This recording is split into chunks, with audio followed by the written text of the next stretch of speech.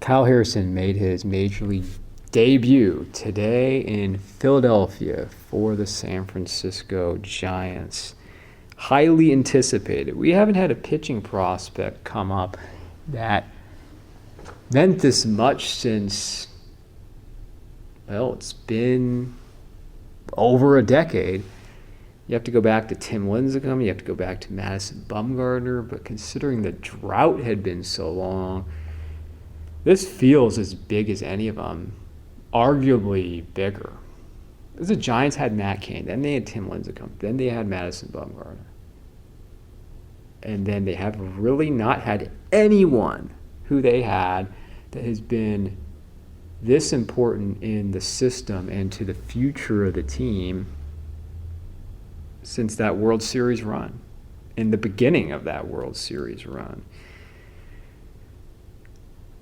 And I thought it was a very interesting and quite honestly surprising decision to bring him up right now. I mean, they've been desperate for pitching, and a lot of these promotions and call-ups of these big prospects came out of need. It wasn't necessarily, well, they're ready, but it came out because of a need or injuries. But the Giants, I mean, they've really been only going with two legitimate starters for too long now. It's been Alex Cobb and Logan Webb, and then you have the other 3 days, you have pitchers going 1, maybe 2 innings, and that doesn't work. Okay, that really doesn't work. So you need to bring up another starter, and they did, and they brought up Kyle Harrison, who, by the experts and the analysts, they would say, well, he's the number one, at least left-handed pitching prospect in the minors. So the Giants brought him up, and why I said it was surprising is it was against the Phillies. The Phillies hit. The Phillies have been hot, and then there's the ballpark. In Philadelphia, that is one of the best hitting parks in baseball. It's not always talked about that way, but you should be able to put up big numbers in that park because right and left field are very friendly, and they are short porches. That's not where I would want to make my debut as a pitcher.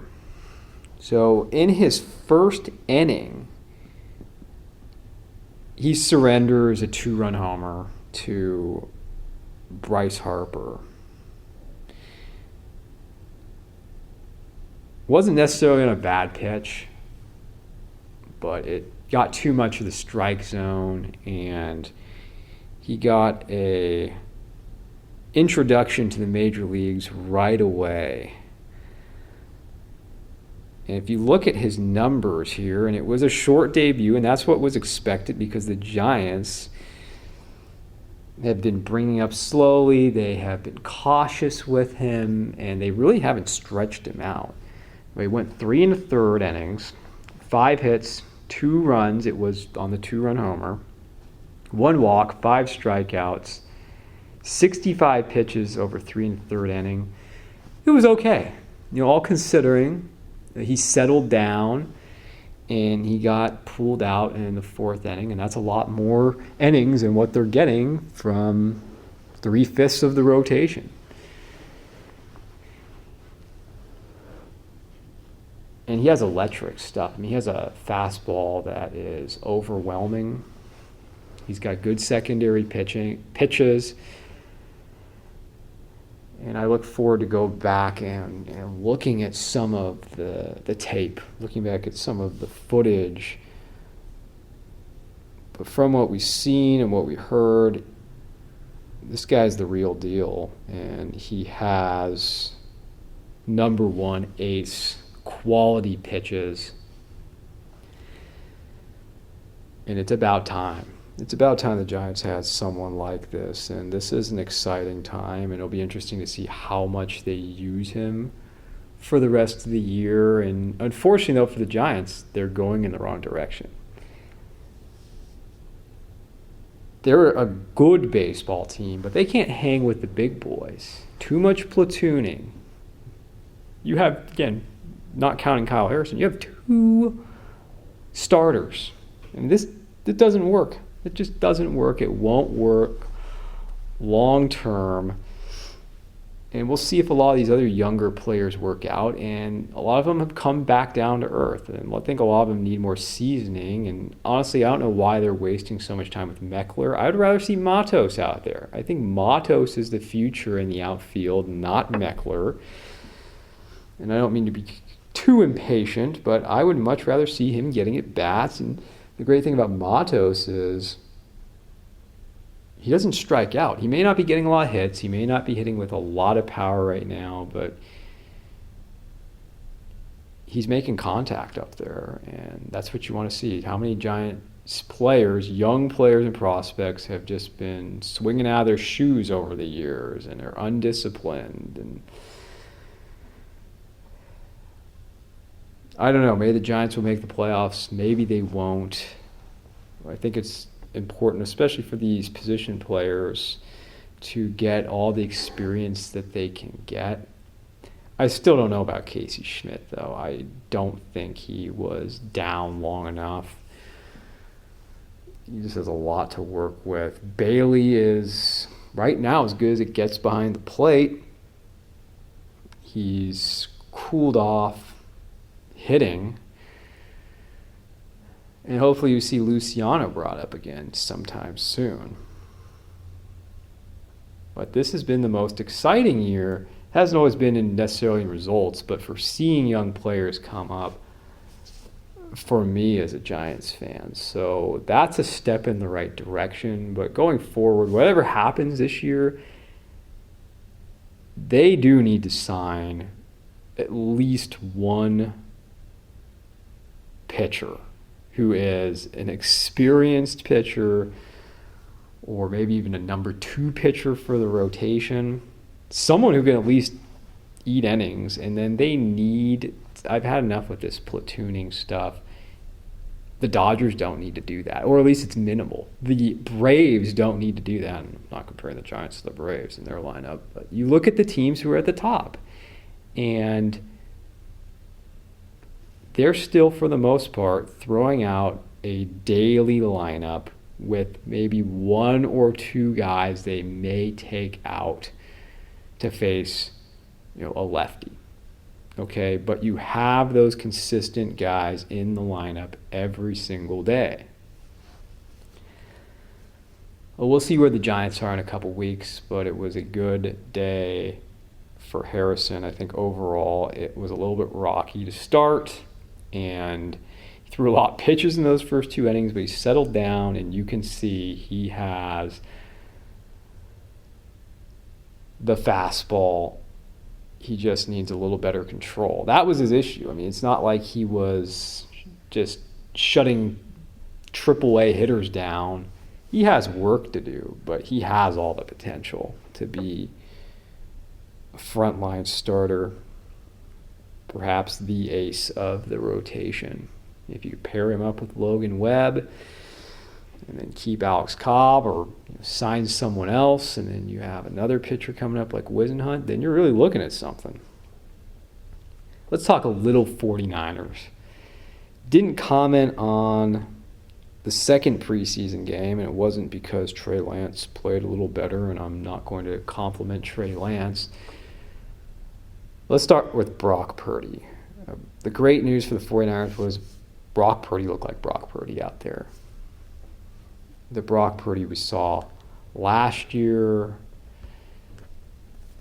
making quick decisions, having a presence, having pocket presence, decision making, showing accuracy. Didn't see him go down the field much, but we didn't have to.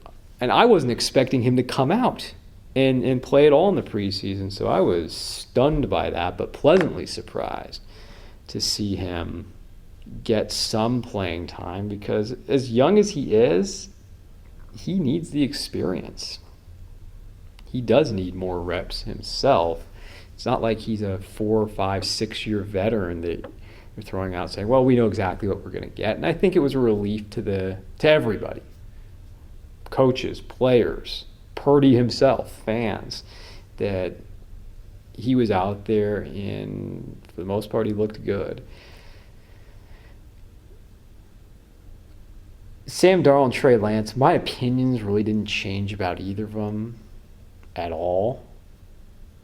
I know Lance looked a little better, and the interception that Darnold threw wasn't even his own fault. But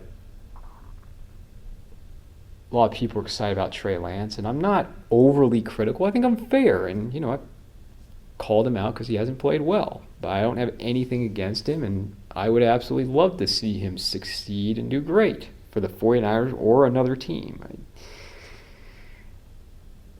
But he had to look better, and he had to look better in that first game. And I would have expected it would have been hard to go out there and play like he did again this past week against the Broncos as he did against the Raiders.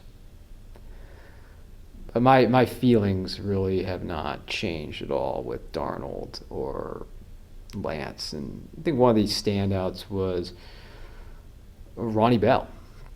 He's not doing everything right, but he can play. He can play, and he's in the discussion as the third or fourth receiver for the team. And then Moody and his kicking. You've got to be concerned about Moody and his kicking. This is it. He's got to make his field goals this year, or better get Robbie Gould on the phone. And then finally, Nick Bosa. Can we get this done? Can we please get Nick Bosa signed to his extension? You don't want to go into Pittsburgh without him. And the Steelers have players, believe me. The 49ers are going to be favored, but the Steelers are not some team you're going to roll over week one. And the 49ers don't play great in week one. We'll break that all down, and we'll do an analysis and preview once we get closer. 49ers need all their guys for week one. So we'll see what the third game looks like this coming week. And we're that much closer to beginning the season with week one in Kansas City, Chiefs and Lions. Oh, and one other thing that I got a laugh about was the Lorenzo Neal training montage before our local broadcast. Maybe I was the only one that enjoyed it, but I did.